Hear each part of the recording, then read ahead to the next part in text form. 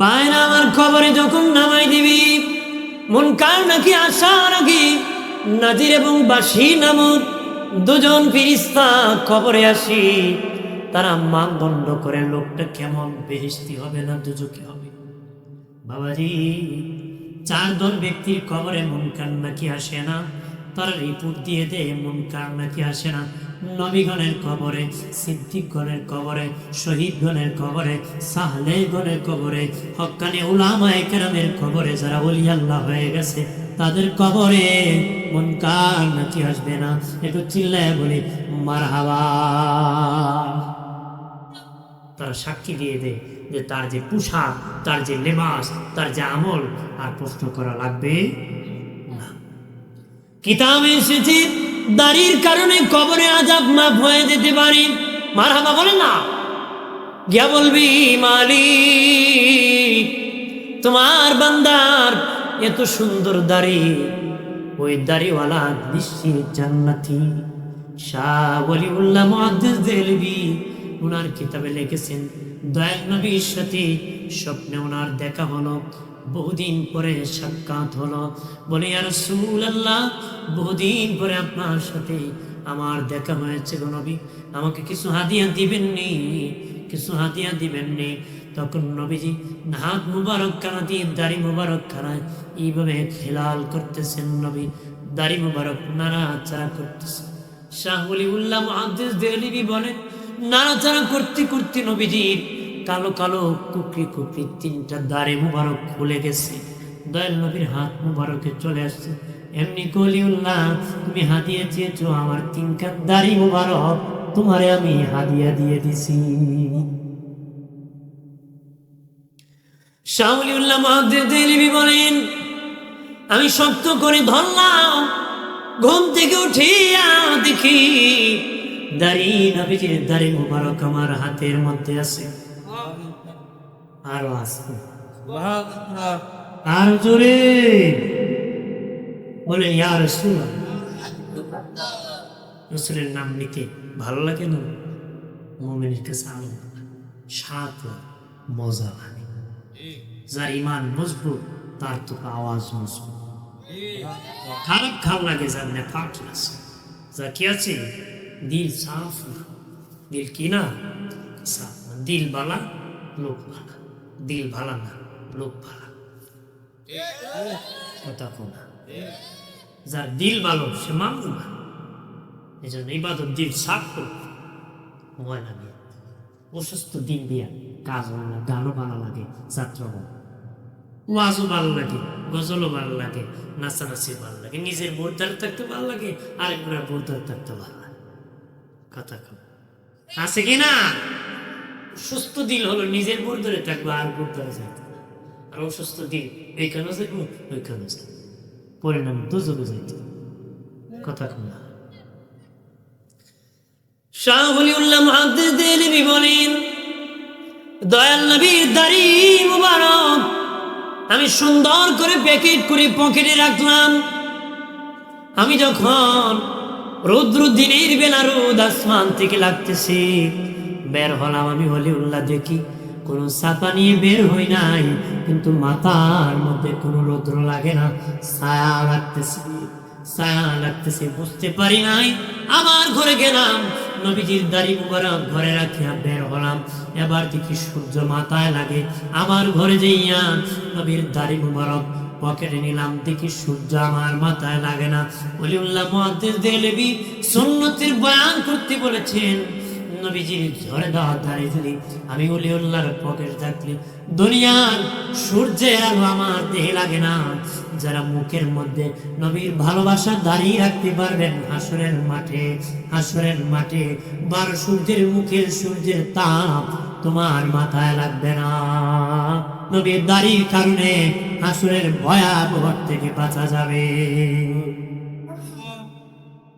ভালো করে ও বাবাজি, কবরে প্রশ্ন করা হবে 3টা, উত্তর দিয়ে দিলে জান্নাত, না দিয়ে দিলে জাহান্নাম। যারা দিতে পারে নাই তার কবরে জান্নাত খালি দেখানো হবে, যে দিতে পারে না, দিতে পারে নাই, জান্নাত দেখানো হবে। দেখিয়া বলবে, মুচকি হেসে দিবে, ফেরেশতা বলবে হাসিও না। জান্নাতে তুমি যাইতা, ওই জান্নাতের মালিক তুমি ছিলারে, কিন্তু তুমি বদ আমল করার কারণে, খারাপ কাজের কারণে ওই জান্নাত পাও না, জাহান্নামী হয়ে গেছো। তার কবরে একজন অন্ধ ফেরেশতা উঠে একটা বেন্দা নিয়ে কবরে আসবে, একটা বাড়ি মারবে, 70,000 গজ নিচে দেবে যাবে, আবার টান দিয়ে উঠাবে, আবার বাড়ি মারবে, এইভাবে বাড়ি দিবে। সেই লাঠি গদা জাহান্নামের অস্ত্র, 70,000 অস্ত্র আছে বাবা, একটার থেকে আরেকটা ভয়ঙ্কর অস্ত্র। বাবাজি, মানুষ মারার আমাদের দেশীয় অস্ত্র অভাব নাই, একটার থেকে আরেকটা ভয়ঙ্কর। ঠিক জাহান্নামীদের 70,000 করে অস্ত্র আছে। আমার আল্লাহ জাহান্নামীকে একের সময় এক একটা অস্ত্র ব্যবহার করবে, একটার থেকে আরেকটা আযাব ভয়ঙ্কর। ঠিক একটা গদা আছে কবরের, ওই জাহান্নামীর বাড়ি মারবে, 70,000 গজ নিচে দাববে, আবার উঠাবে। দিনে নবী বলেন ওই গদার ওজন কত জানো নি? জিনার মানুষ মিলে ওজন সামাল দিতে পারবে না, এমন একটা গদা দিয়ে বাড়ি দিবে। আর চিৎকার করবে। নবীজি বলেন জিনার মানুষ সালাম সবাই শুনতে পারে, দুনিয়ার মানুষ যদি কবরের মাইতির আদামের আবাদার চিৎকার আওয়াজ শুনতে পারে, ঘর ফালায়া মানুষ পাগল পারা হয়ে বেড়াইতো আর ঘুরাইতো। এমন ভয়ঙ্কর কবর, কবর এবং ঘর কাউকে সার দেয় না। অলিকে কবর চাপা মারে, মুমিনকে গুনাহগারকে মারে, বেঈমানকে মারে। অলি কবরে গেলে কেমনে চাপা মারে? মা ছেলেকে যখন বাচ্চাকে দুধ পান করায় হাত দিয়ে চাপ দিয়া ধরে, বন্ধুর সাথে দেখা হলে সিনার সাথে সিনা লাগাইয়া ধরে।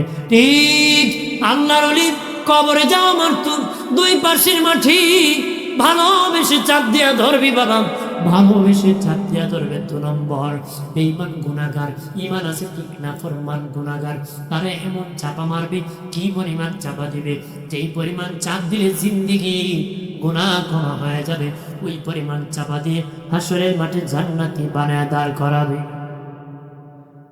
আর বেঈমানকে চাপা মারবি রে, ডান দিকের হাড় বাম দিকে যাবি, বাম দিকের হাড় ডান দিকে যাবি।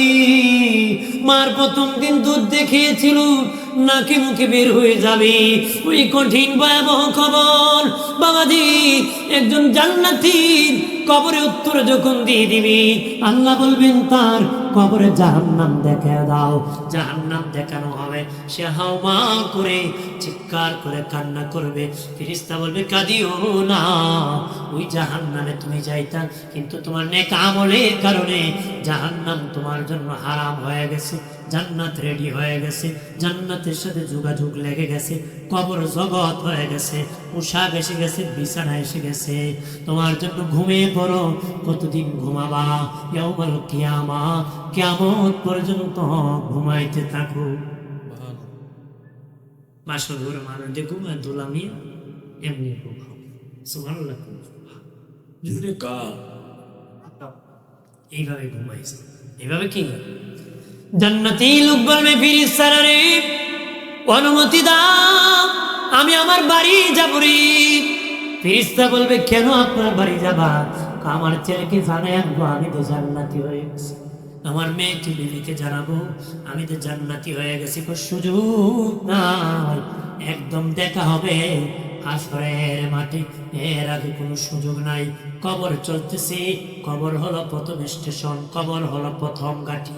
কবরে যারা ধরা পড়েছে সব জায়গায় ধরা পড়েছে, কবরে যারা নাজাত পেয়েছে সব জায়গায় নাজাত পেয়েছে। নবী বলেছেন উসমান ফিল জান্নাহ, উসমান গনি জান্নাতি। তারপর উনি কবরের পাশে গেলে কাঁদতে কাঁদতে খেজুর গাছের রসের মতন টপ টপ করে পানি বেয়ে বেয়ে পড়ত। খেজুর গাছের রসের মতন বাবাজি চোখ থেকে পানি পড়ত রে, দাড়ি মুবারক ভিজে যেত। সাহাবায়ে কেরাম বলতেন উসমান গনি ভাই, নবী জাহান্নামের বয়ান করলো, এমন কান্না করতেন না, কিন্তু কবরের পাশে এমন কান্না কেন করেন? উসমান গনি বলেন কবর প্রথম স্টেশন, কবর প্রথম ঘাঁটি।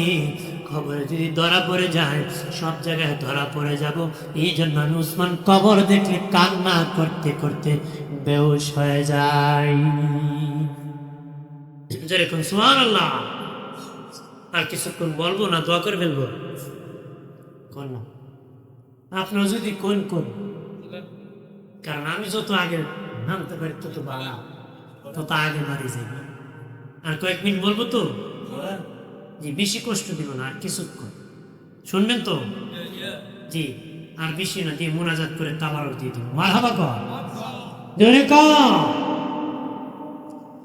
ভাইরা আমার খেয়াল করে ভালো করে, যাকে দয়াল নবী জান্নাতের সার্টিফিকেট দিয়েছেন, উনি যদি কবরের পাশে এমন কান্না করে, তুমি আমি কেমন কান্না করি? তুমি আমি কবরের পাশে গেলে তো দিল পাথর, চোখের পানি আসে না রে। কান্না করো, চোখের পানি ছাড়ো বাবা, চোখের পানি ছাড়ো। কবরের পাশে দাঁড়িয়ে বলো, ও কবরবাসী, তোমরা আমার আগে কবরবাসী, আমরা তোমার পরে কবরবাসী। তোমরা আমার আগে, আমরা তোমার পরে রে। কবরবাসী অপেক্ষা করো, আমিও মাটির নিচে আসতেছি। নবীজি সাবিত সাদ ইবনে মুআয রাদিয়াল্লাহু তাআলা আনহু, সাদ ইবনে মুআয রাদিয়াল্লাহু তাআলা আনহু ইন্তিকালের পরে নবীজি নিজে জানাজার ইমামতি করলেন। লাশ যখন খাটিয়া দিয়া নিতেছে, নবীজি পুরা পা মুবারক জমিনে ফেলতেছেন না, পুরি আঙ্গুল মুবারক ভর করে করে নবীজি যেতেছেন। সাহাবায়ে কেরাম বললেন, ইয়া রাসূলুল্লাহ, পায়ে কোনো ব্যথা পাইছেন নাকি?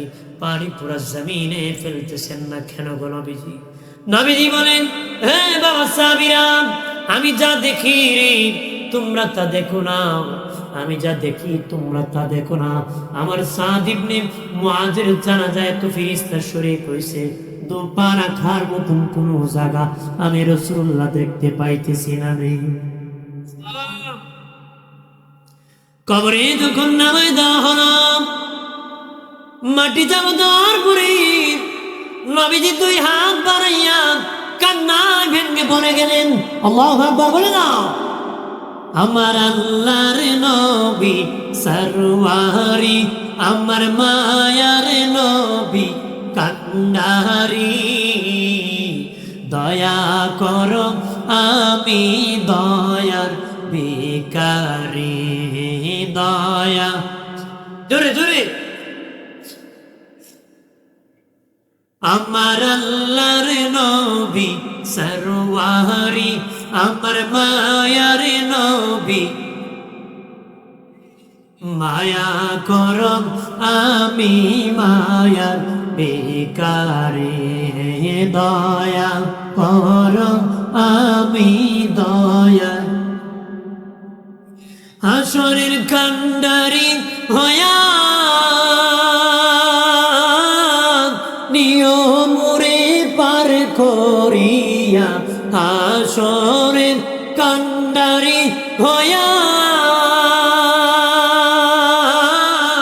নিয়মরে পার করিয়া, আমি কাতরে বিনয় করি, আমি কাতরে করি, দয়া কর আমি দয়ার ভিখারি, নবী মায়া কর আমি মায়ার। আমার দিনের নবী, নূরে নবী সাদ ইবনে মুআয কবরের পাশে কান্নায় ভেঙে পড়ে গেলেন। এরপরে নবী মুচকি হেসে দিলেন। সাহাবায়ে কেরাম বললেন, নবীজি কবরের পাশে এইভাবে কান্না করলেন, আমার কেন নবী আপনি মুচকি হেসে দিলেন? নবী কয়, বাবা সাহাবীরা রে, আমার সাদ ইবনে মুআযকে যখন কবরে নামাইলাম, মাটি দুই পাশের মাটি চাপ দেওয়া শুরু করছে, চাপা মারা শুরু করছে। আমি রাসূলুল্লাহ সহ্য করতে পারি নাই, কান্নায় ভেঙে পড়েছি। কান্না করার কারণে, দুই হাত বাড়াইয়া দোয়া করার কারণে আমার সাদ ইবনে মুআযের কবর আল্লাহ জান্নাতের বাগান বানাইছে। পায়রা আমার খেয়াল করি, নবীজির সাহাবী আবু মুসা রাদিয়াল্লাহু তাআলা আনহু কি বাদ ইন্তিকালের পরে কবরে দাফন করার পরে মুনকার নাকি কবরে আসছে, প্রশ্ন করেছে তোমার রবকে। তিনি মুনকার নাকি, বলো রে কত দূর থেকে এসেছো? তারা খুব 500 মাইল দূর থেকে আসছি। ও মুনকার নাকি, তোমরা 500 মাইল দূর থেকে এসেছো? হ্যাঁ। 500 মাইল দূর থেকে আসিয়া তোমরা আল্লাহকে বলো নাই? হ্যাঁ বলে নাই। 500 মাইল দূর থেকে এসে তোমরা আল্লাহকে বলো নাই।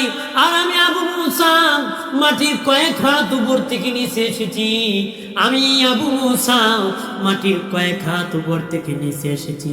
500 মাইল দূর থেকে আসিয়া যদি তোমরা বলো নাই, আমি আবু মুসা কয়েক হাত উপর থেকে কেমনে আমার মালিককে ভুলে যাব? বাবাজি, এই জন্য বেশি বেশি করে কবর জিয়ারত করবেন। আজকে জিয়ারত নাই বাবাজি, জিয়ারত করে না বাবাজি, ফরজ নামাজের পরে দোয়া করে না, হাত বাড়ায় না বাবাজি, দোয়া করতে চায় না, বাবার জন্য দোয়া করতে চায় না, মায়ের জন্য চায় না, জানাজা পরে দোয়া করতে চায় না। এরকম করবেন না। এতিম, মৃত ব্যক্তি বড় এতিম, দুনিয়ার এতিম এক ঘরে না পেলে আরেক ঘরে পায়, কিন্তু কবরে এতিম বড় এতিম গো। যদি তার আওলাদ না দেয় সে কিছু পায় না। বাবাজি, তোমার ছেলে নিয়ে যাও কবরে, তোমার বাবার গিয়া বলো, ছেলে এটা তোর দাদার কবর, আমি বাবা জিয়ারত করতেছি। এইভাবেই তুমি মরে গেলে তোমার ছেলেও তোমার কবর জিয়ারত করবে। কবর জিয়ারত শিক্ষা দিতে হবে। রবিবার দিবাগত রাত্রি জিয়ারত করা সুন্নত, বৃহস্পতিবার দিবাগত রাত্রি জিয়ারত করা সুন্নত, জুমার দিন জিয়ারত করা সুন্নত, ঈদের দিন, 2 ঈদের দিন জিয়ারত করা সুন্নত, লাইলাতুল বরাত, লাইলাতুল কদরে জিয়ারত করা সুন্নত। প্রাণের বাবাজি, খেয়াল করেন ভালো করে, দাফনের পরে জিয়ারত করা সুন্নত। বাকি যে কোনো দিন, যে কোনো সময় কবর জিয়ারত করা জায়েজ। নবী কয় বেশি বেশি করে কবর জিয়ারত করো, করলে জিন্দারও লাভ, মুর্দারও লাভ। ছেলে যখন বাবার কবরের পাশে গুনাহ ক্ষমা চাবে, নবীজি বললেন আল্লাহ খুশি হইয়া তার বাবা মাকেও ক্ষমা করে দে, আদরের সন্তানের জীবনের গুনাহগুলো মাফ করে দে। দয়াল নবীর সাহাবী হযরত আবু যার গিফারি রাদিয়াল্লাহু তাআলা বলেন, আল্লাহ নবীর সাথে আমি আবু যার গিফারি জান্নাতুল বাকি মদিনার কবরস্থান জিয়ারতে গিয়েছি। নবীজি জিয়ারত করতে যাইয়া 2 হাত বাড়াইছেন, বাড়াইতে বাড়াইতে আবু যার গিফারি বলেন, দয়াল নবী এত উপরে হাত উঠেছে, এত উপরে হাত উঠে দিছে, আমি আবু যার নবীর বগল মোবারক দেখতে পেয়েছি। আর জোরে আবু যার গিফারি বলেন, আমি তাকায় দেখলাম জান্নাতুল বাকির মধ্যে একটা ভাঙ্গা কবর দেখা যায়, একটা ভাঙ্গা কবর দেখা যায়। যদি একটা ভাঙ্গা কবর পাইতাম, ওই ভাঙ্গা কবরের ভিতরে আমি ঢুকে যাইতাম। আল্লাহ নবী, দিনের নবী, নূরের নবী যে দোয়া করেছেন, জান্নাতুল বাকির সবাই জান্নাতের মেহমান হয়ে গেছি। আর আমি যদি ওই ভাঙ্গা কবরের ভিতরে ঢুকে যাইতে পারতাম, দিনের নবীর দোয়াটা আমি আবু যারের ব্যাপারে নসিব হয়ে যেত। আমাদের আম্মা আয়েশা সিদ্দিকা রাদিয়াল্লাহু তাআলা বলেন, আল্লাহ নবী আমার সাথে একই কম্বলের নিচে থাকতাম, একই কম্বলের নিচে থাকতাম। একদিন গভীর রজনী হয়ে গেছি, দেখি নবী নাই। আমি আয়েশার কম্বলের নিচে নবী নাই। ভাবলাম নবী মনে হয় অন্য বিবির হুজরায় গেছেন নাকি। তালাশ করতে করতে সব বিবির হুজরা তালাশ করেছি, কোন বিবির হুজরায় দিনে নবী নাই। ভাবলাম নবী মাঝে মধ্যে জান্নাতুল বাকি মদিনার কবরস্থান জিয়ারত করতে জানা নেই। গভীর রজনী অন্ধকার রাত্রি জিয়ারতে গিয়েছি, যা দেখি নবীজি 2 হাত বাড়াইয়া উম্মতের জন্য কান্না করতেছে। মায়েশা বলে, নবী দোয়া করতেছে, আল্লাহ হাসরের মাঠে আমারে না জিজ্ঞাসা করে আমার একটা উম্মতকে জাহান্নামে দিও না। নবী দোয়া করে উম্মত, আর উম্মত দোয়া করে কই যাইত, কই হইত আছে কি না? আর নবী কয় আমার না জিজ্ঞাসা করে আমার একটা উম্মত শুধু সে পড়ে সাল্লাল্লাহু। আমার প্রাণের দুস্থ বিদুর ঘরে মা আয়েশা বলেন, নবীজি জান্নাতুল বাকির মধ্যে দোয়া করতেছেন, মালিক হাসরের মাটি আমার না জিজ্ঞাসা করি আমার একটা উম্মতকে জাহান্নামে দিও না। মা আয়েশা বলেন, দোয়া যখন শেষ প্রান্তে চলে আসলো, আমি আয়েশা বুঝতে পারলাম শেষ হলে নবী আর থাকবেন না, আমার হুজরায় চলে আসবেন। আমি আগে আগে হাঁটিয়া আসিয়া কম্বল গায়ে দিয়ে শুয়ে থাকলাম। নবী আসিয়া দেখে আমি ঘুমে আছি, বড় বড় করে শ্বাস ছাড়তেছি। নবী আয়েশা চমৎকার চালাকি ছিল, কিছুক্ষণ আগে আমার পেছনে জিয়ারত করেছ আর এখন আমার দেখাইতেছ তুমি ঘুমে আছো। মা আয়েশা কম্বল ফেলে দিই, বলে নবীজি আমি যে অন্ধকার রাত্রিতে আপনার বাসুরি আমি দোয়া করেছি, কেমনে আপনি দেখলেন? নবী আয়েশা, তুমি কি আমাকে অন্য নবীর মতো মনে করো নাকি? অন্য নবীরা দিনে দেখলে রাত্রে দেখতো না, স্বপ্নে দেখলে পিছনে দেখতো না। আমি রাসূলুল্লাহ ডানে যেমন দেখি বামে তেমন দেখি, সামনে যেমন দেখি পিছনে তেমন দেখি, দিনে যেমন দেখি রাত্রে তেমন দেখি। ফারাআইতু মাশারিকাহা ওয়া মাগারিবাহা, পৃথিবীর পূর্ব প্রান্ত থেকে পশ্চিম প্রান্তে যত কিছু হয় আমি রাসূলুল্লাহ সব দেখতে পাই। মা আয়েশা বলেন, নবীজি ও মায়ের নবী বড় কান্নাকারি করে মুনাজাত করেছেন গো, আল্লাহ কি কোন ভালো সংবাদ আপনারা জানাইছেন? আল্লাহু আকবার বলেন না। নবীজি বলেন, আয়েশা রে আমার আল্লাহ দুইটা ভালো সংবাদ আমারে জানাইছে। এক নম্বর ভালো সংবাদ আল্লাহ বলেছে, হাবিব আমি ওয়াদা করতেছি কিয়ামতের দিন আপনাকে না জিজ্ঞাসা করে আপনার একটা উম্মতকে আমি জাহান্নামে দিব না। আয়েশা রে এই বলে আমার আল্লাহ আমার সাথে অঙ্গীকার করেছে। 2 নম্বর আমাকে আল্লাহ বলেছেন, কুল নবী আপনি আপনার মা বাবার জন্য দোয়া করুন, রব্বির রহমহুমা কামা রাব্বায়ানি সগীরা ওয়া কুর রব্বির রহমহুমা কামা রাব্বায়ানি সগীরা। এ আয়েশা, আমার মা বাবা মিল্লাত ইব্রাহিমের উপর ইন্তেকাল করেছিলেন, আমার ধর্ম আমার কালেমা গ্রহণ করতে পারেন নাই। ওই দোয়ার ভিতরে আমার মা বাবাকে আমার কালেমা পড়াইয়া ডাবল ইমানদার বানাইয়া আমি রাসূলুল্লাহর উম্মত বানাইছে, আর আমার মা বাবার জন্য দোয়া করার জন্য আল্লাহ হুকুম করছে। খুশি না বেজা? আমার দেশে অনেক মাওলানা আছে, বেকুব মৌলবী বলে আমার নবীর মা বাবা নাকি বেঈমান। আর যে বলে নবীর মা বাবা বেঈমান সে হলো টাটকা বেঈমান।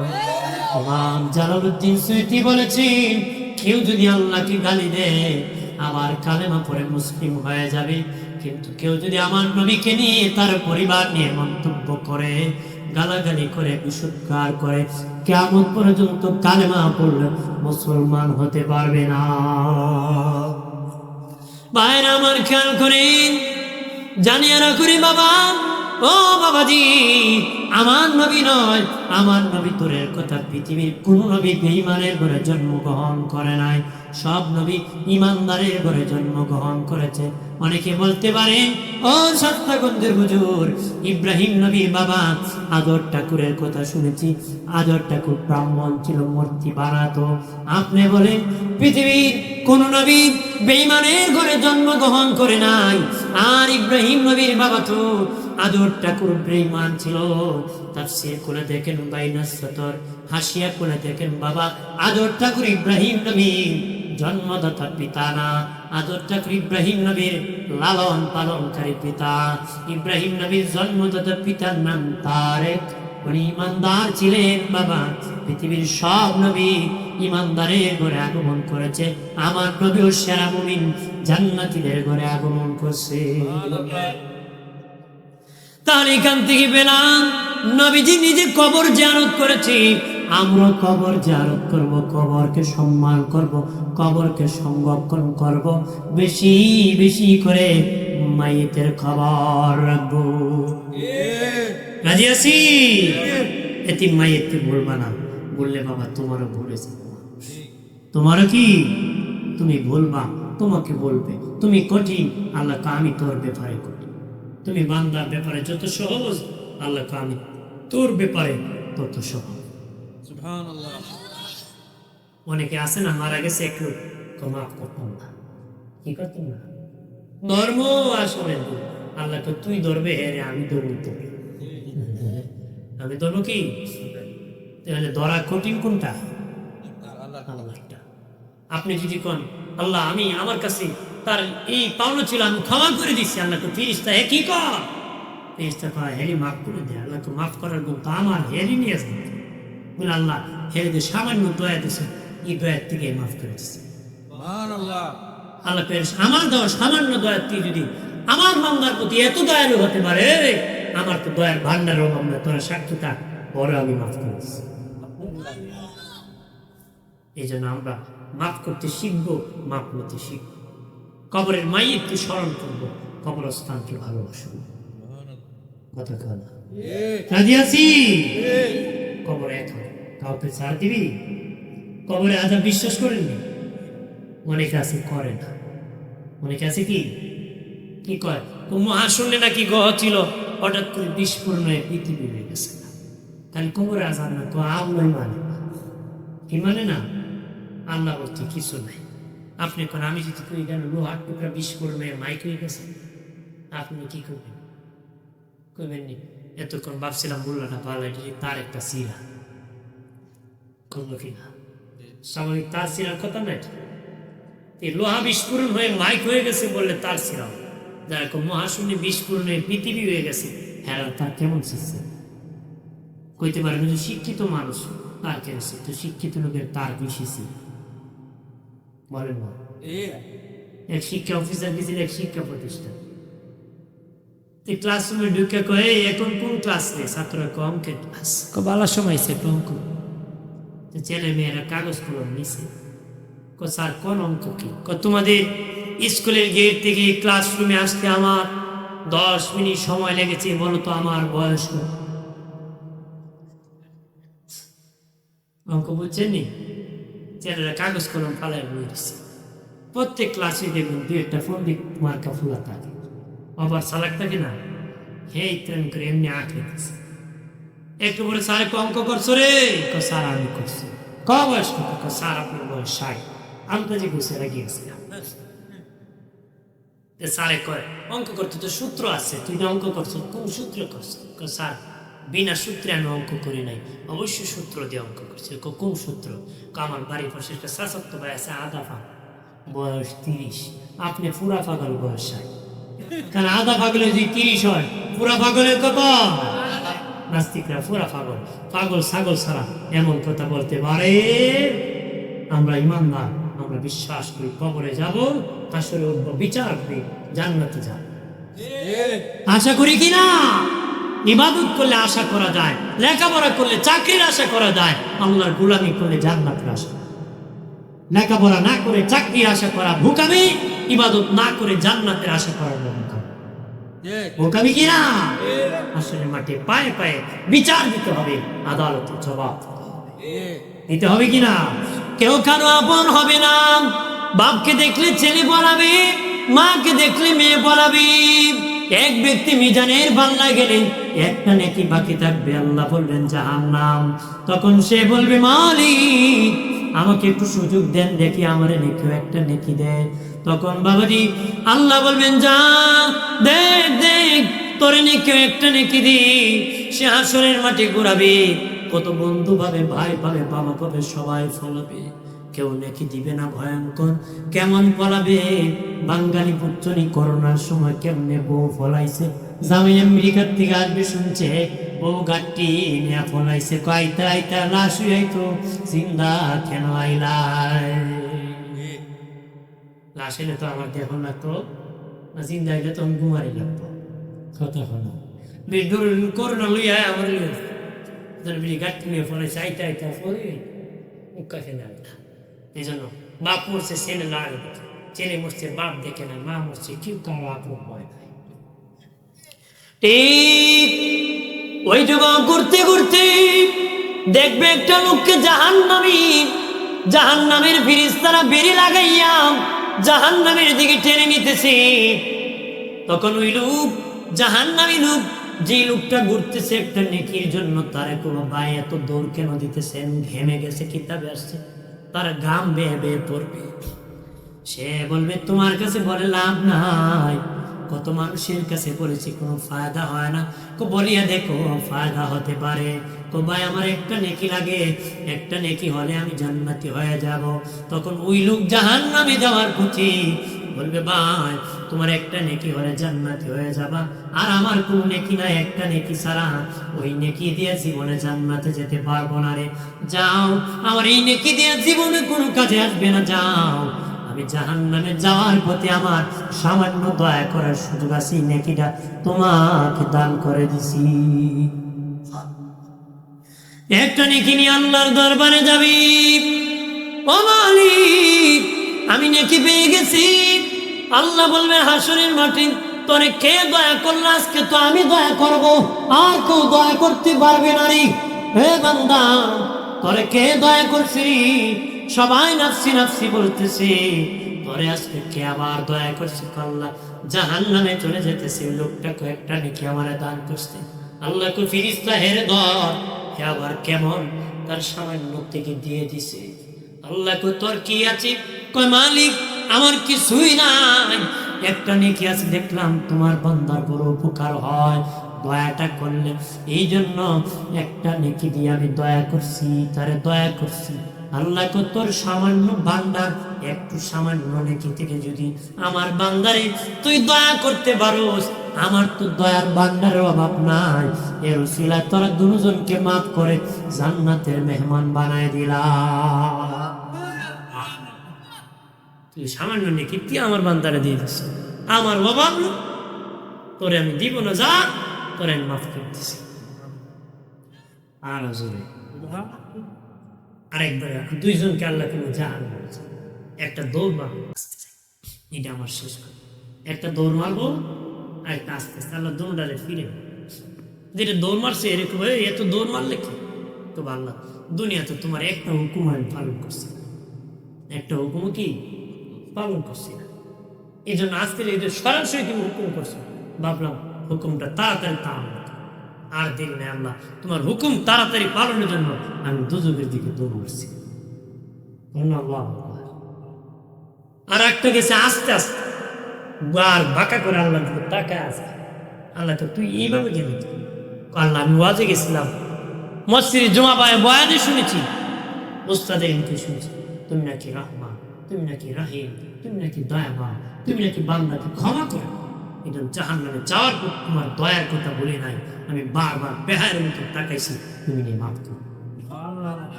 আল্লাহ দুজকে যাওয়ার পর আমার কথা দয়ার কথা বলস নাই, যা তোরা দুটাকে মাফ করে জান্নাতের মেহমান হয়েছে। আল্লাহ একটা উসিলা জান্নাত দিব মেয়া। আপনি যদি করেন আল্লাহ 70 বছর জামাতে নামাজ পড়ছি, এর বিনিময়ে আমার জান্নাত। আল্লাহ যদি কয় তুই যদি সকালবেলা রুটি খেয়ে পানি খেয়েছিস কেমন লাগছে? কবে ভেরি টেস্টি, ভালো লাগছে। বলে না হলে কি হইতো? রুটি মুটি আটকে যেত। আল্লাহ আমি যে আটকাই নিয়ে ফাঁস করছি, এটার বিনিময়ে তোর 70 বছরের জামা শেষ, এখন কি আছে? দিতে পারবে? দিতে পারবেন না। আল্লাহ যদি দয়া না করে জান্নাতে যাওয়া যাবে না, নবী যদি সুপারিশ না, নবীর সুপারিশ ছাড়া যাওয়া যাবে যাবে না। তবে ইবাদত করতে হবে, ইবাদত জীবন ভর করতে হবে। আসুন সালাম জানাই নবী